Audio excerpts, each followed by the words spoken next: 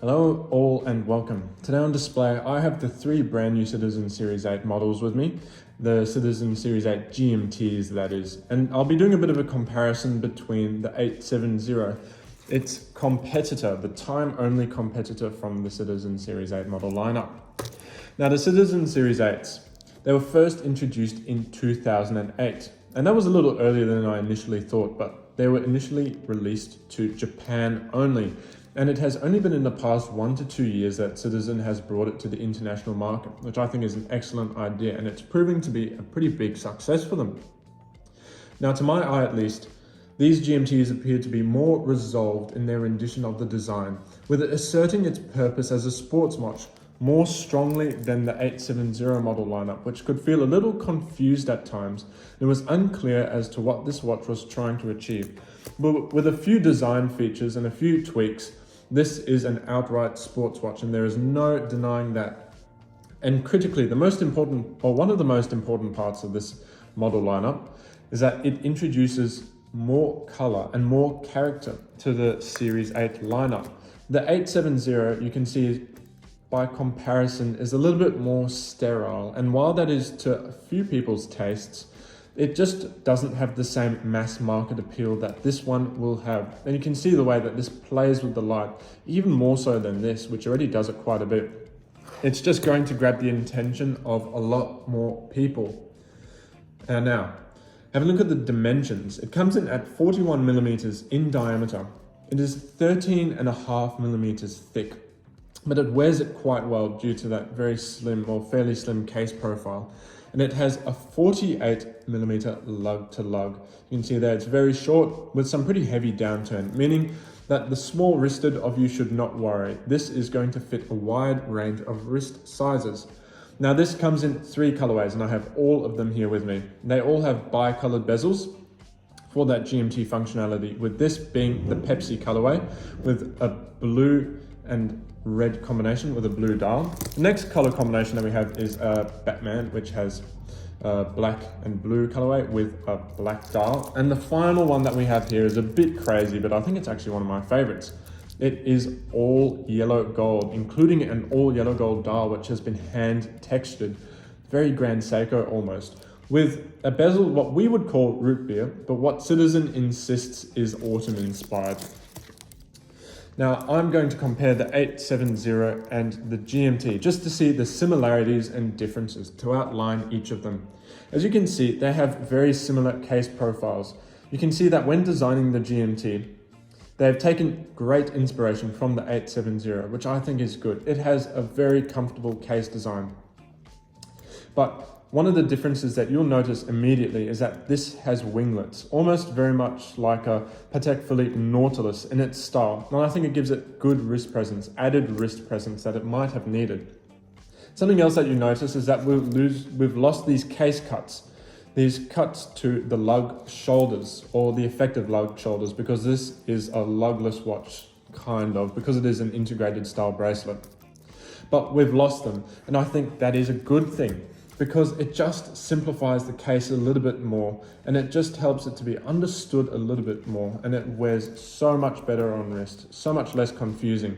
And even though the case design is more simple, the finishing is not. The finishing is to an even higher standard and an even higher quality than it is on the 870, and I think that's what really counts. For me, I would much rather have a higher quality case construction and finishing than a more complicated case design. But that's just me. And the other big difference that you'll notice is that we have a rotating bezel, and that really changes the dynamic of this watch entirely, with it being a 48-click bi-directional, with it having a ceramic bezel insert. So using some really high quality materials here. And again, it just changes the look of the watch entirely. With this 870, it has a 2-piece stainless steel bezel, and while admirably manufactured, it just doesn't have the same purpose that the GMT bezel has, and it can feel a little confused as, is it a sports watch, is it a dress watch? And that's where this bezel really succeeds. And you'll also notice that there's been a change of dial. This one, the 870, has an almost black lacquered look to it, while this one has a blue sunburst checkered effect, and I think it plays with the light really, really nicely. And that's before we even get to the all gold model with this hand finished gold dial. That is certainly the most dynamic of all the models.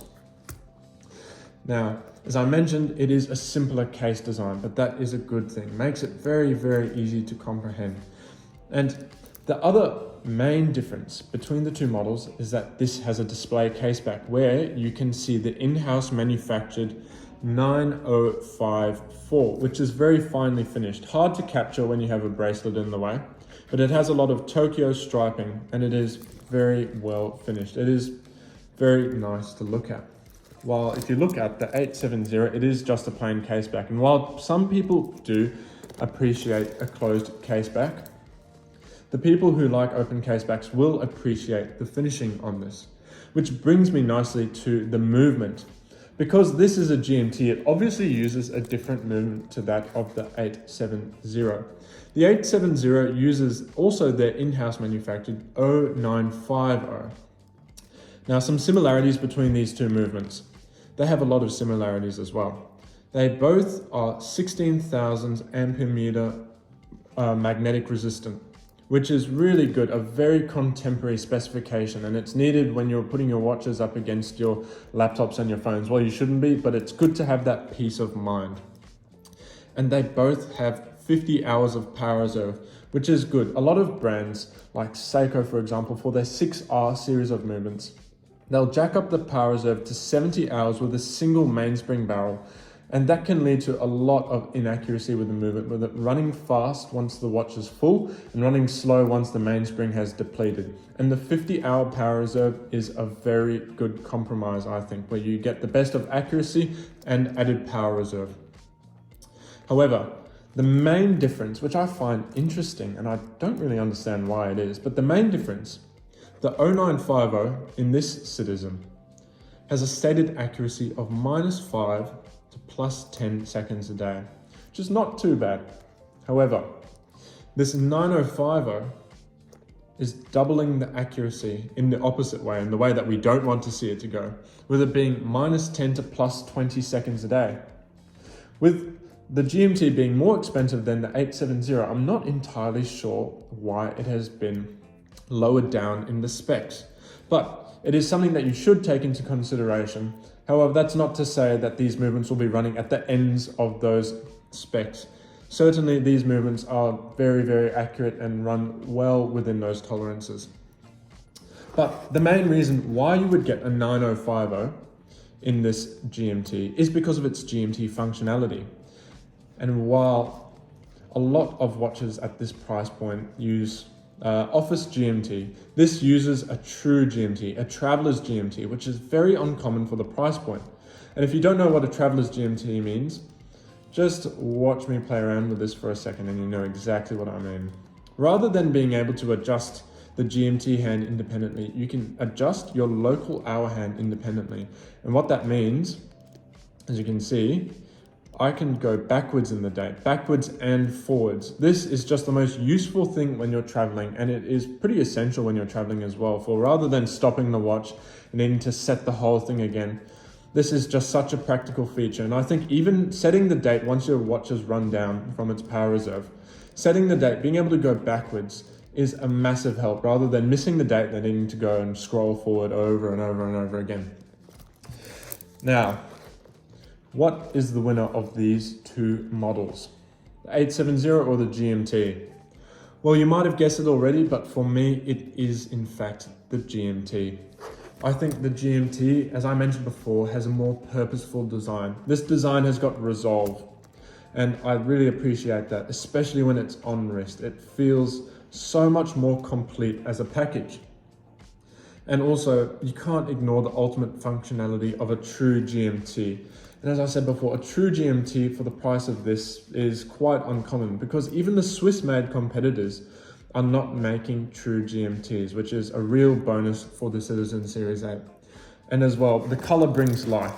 I have to admit, this gold colorway, although I can't pull off a gold watch at all, I think this gold is my absolute favorite.